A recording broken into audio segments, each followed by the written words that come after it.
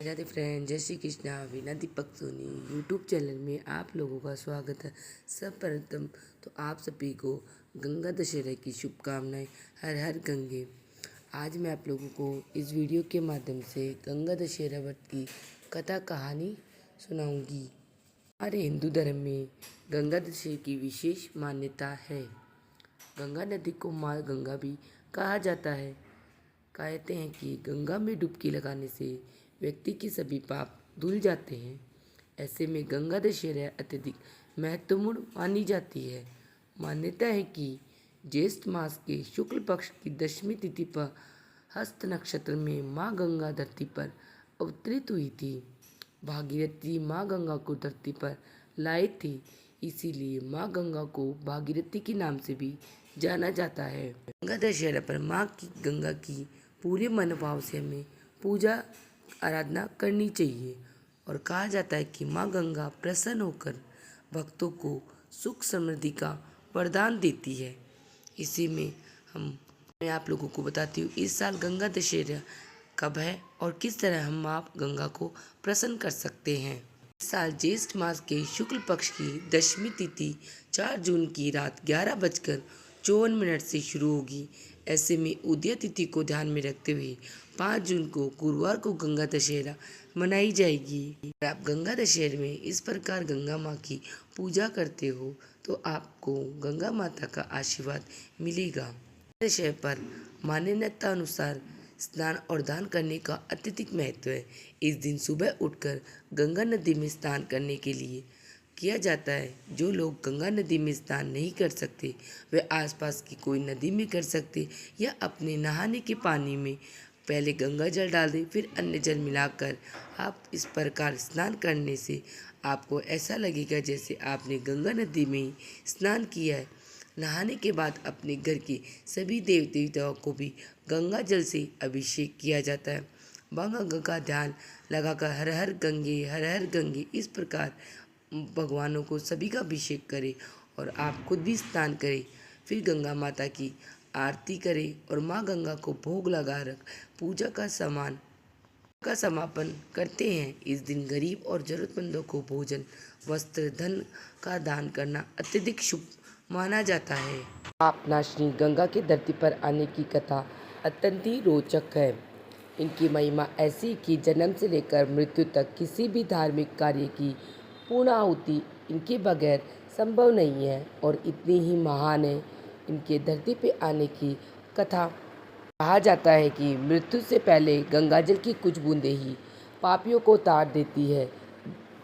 मैं आपको गंगा दशहरे पर माँ गंगा की कहानी सुनाती हूँ, किस प्रकार माँ गंगा धरती पर प्रकट हुई थी। मान्यता है कि ज्येष्ठ शुक्ल पक्ष की दशमी को ही पापनाशिनी गंगा देवलोक से धरती पर आई थी, इसीलिए इस दिन को भारत भर के हिंदू धर्मावलंबी गंगा दशहरे के रूप में मनाते हैं।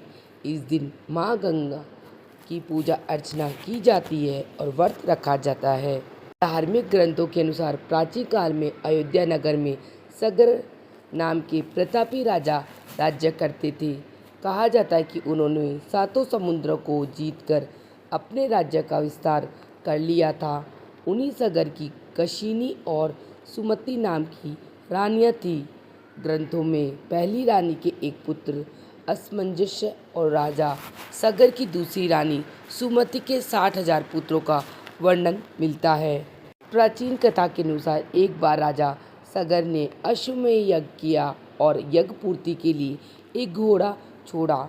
इंद्र ने यज्ञ को भंग करने के लिए अश्वमेध यज्ञ की इस अश्व का अपहरण कर लिया और उसे कपिल मुनि के आश्रम में बांध दिया। राजा ने यज्ञ के घोड़े को खोजने के लिए अपने 60,000 पुत्रों को भेज दिया, जिन्होंने सारा भूमंडल छान लिया, लेकिन उसे वह अश्व नहीं मिला। के बाद में राजा सगर के पुत्र यज्ञ के घोड़े को खोजते खोजते जब कपिल मुनि के आश्रम में पहुंच गए, यहाँ उन्होंने देखा कि महर्षि कपिल तपस्या कर रहे हैं और उन्हीं के पास अश्वमेध यज्ञ का घोड़ा घास खा रहा है। यह देखकर महाराज सगर के बेटे जोर जोर से चिल्लाने लगे, जिससे महर्षि कपिल की समाधि टूट गई।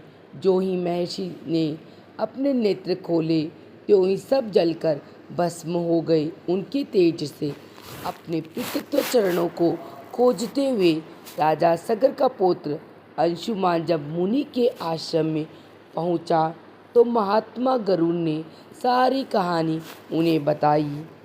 गरुड़ जी ने अंशुमान को बताया कि यदि अपने पूर्वजों की मुक्ति चाहते हो तो माँ गंगा को स्वर्ग से धरती पे लाना पड़ेगा।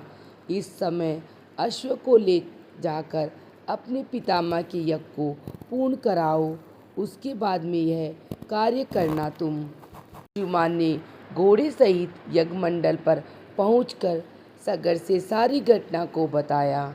महाराज सगर की मृत्यु के बाद अंशुमान और उनके बेटे दिलीप ने गंगा माता को धरती पर लाने के लिए और अपने पूर्वजों का उद्धार के लिए जीवन भर तपस्या की, लेकिन फिर भी गंगा जी को मृत्यु लोक में लाने में वह सफल न हुए। उसके बाद उन्होंने और कठिन तपस्या की। उसके बाद में भी माँ गंगा धरती पर नहीं आई। इस घटना के बाद महाराज सगर के वंश में कई राजा हुए। सभी ने पूर्वजों के भस्म के पहाड़ को पवित्र करने के लिए धरती पर गंगा माता को लाने की कोशिश की, लेकिन वह सभी सफल नहीं हुए।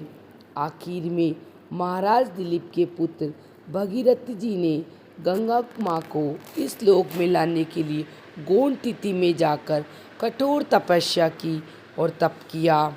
भागीरथ जी की कठोर तपस्या से माँ प्रसन्न हो गई, जिसे देखकर गंगा मैया प्रसन्न हुई और उन्होंने वरदान मांगने के लिए भागीरथ को कहा। राजा ने माँ से धरती पर आने का आग्रह किया, विनती की, जिससे उनके पूर्वजों की आत्मा को शांति मिल जाए। माँ गंगा धरती पे आने के लिए मान गई, लेकिन उन्होंने भागीरथ को बताया कि अगर वह स्वर्ग से सीधे ही पृथ्वी पर आएगी तो पृथ्वी उनके वेग और गति को सहन नहीं कर पाएगी। इस समस्या के समाधान के लिए माँ देवी गंगा ने भागीरथ जी को भगवान शिव की आराधना करने के लिए और तपस्या करने के लिए कहा, जिसके बाद भागीरथ शिव भक्ति में पूरी तरह लीन हो गए और भगवान को मनाने के लिए हर संभव प्रयास किया और इससे प्रसन्न होकर स्वयं महादेव ने उन्हें दर्शन दिए। शिवजी ने उन्हें वरदान मांगने के लिए कहा तो उन्होंने अपनी समस्या के बारे में भगवान महादेव को बताया कि मैं माँ गंगा को धरती पर लाना चाहता हूँ, लेकिन माँ गंगा ने बताया उनकी वेग और गति इतनी ज़्यादा तीव्र है कि धरती मैया उसे सहन नहीं कर पाएगी। अगर आप उसे अपनी जटाओं में धारण कर लोगे तो उससे माँ गंगा धरती पर आ सकेगी। भागीरथ जी की समस्या सुनकर महादेव ने इसका समाधान निकाला और माँ गंगा जी को अपनी जटाओं में कैद कर लिया। फिर जटा से एक एक लट को खोल दी, जिससे देवी गंगा 7 धाराओं में पृथ्वी पर प्रभावित हुई। इस प्रकार भागीरथ माँ गंगा को धरती पर लाने में और अपने पूर्वजों को मुक्ति दिलाने में सफल रहे। भागीरथ जी के कठोर तप के कारण ही गंगा जी को धरती पर भागीरथी नाम से भी जाना जाता है और भागीरथी के अपने कठोर तपस्या के कारण उनके पूर्वजों को मुक्ति मिली और साथ ही हमें भी माँ गंगा का आशीर्वाद मिलता है और हमारे परिवार के पूर्वजों सभी को मोक्ष की प्राप्ति होती है, क्योंकि गंगा मैया अत्यधिक शुभ और फलदायी है। अंतिम समय में अगर किसी के मुंह में गंगा माता की 1-2 बूंद भी डल जाए तो उसे मोक्ष की प्राप्ति होती है।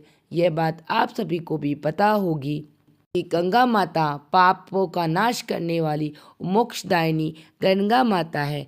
आप सबको मेरी गंगा दशहरे की व्रत कथा कहानी कैसी लगी मुझे कमेंट बॉक्स में हर हर गंगे लिख के ज़रूर बताना। वीडियो पसंद आई तो वीडियो को लाइक करना और चैनल को सब्सक्राइब करना, जिससे आने वाली वीडियो का नोटिफिकेशन आप लोगों को प्राप्त हो सके। वीडियो देखने के लिए आप सभी का धन्यवाद। मिलते हैं नेक्स्ट वीडियो में। हर हर महादेव, हर हर गंगे। आप सभी को गंगा दशहरा की शुभकामनाएं।